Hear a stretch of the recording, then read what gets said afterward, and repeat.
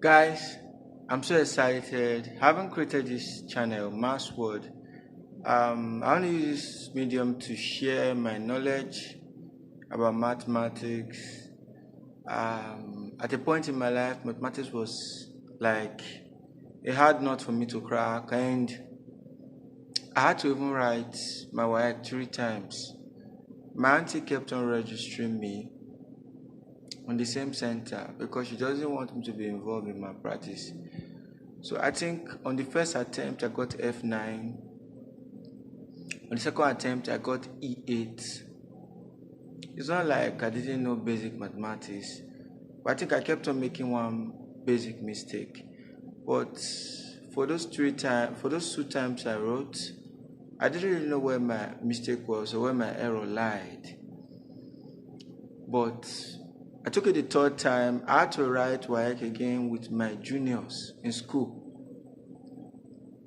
And the shame, the embarrassment, coming back to your high school where you finish from, to come and write with your juniors, can you really bear that level of shame? And guys, I summoned up courage and I wrote, and boom, this time around I made it. And from then on, I overcome the phobia for mathematics, and mathematics became one of my best subjects. I became so passionate about it that I even prefer to teach it than other subjects. Though I could teach that subject, but I find it interesting and fun because this was something that was like a hard nut for me to crack, and me suddenly overcoming that fear and phobia. So, guys, in this channel, we're going to be breaking down mathematics in practical terms. I'm going to be sharing my experiences with you, how I finally overcame the fear and phobia for mathematics. And guys, I would like you to stay tuned to this channel. I'd like you to subscribe. I really want to share my story with you. For every video, I'd like you to like, comment, and share. Thank you so much, and welcome to Mass World. I am Ekuneo Peter by name.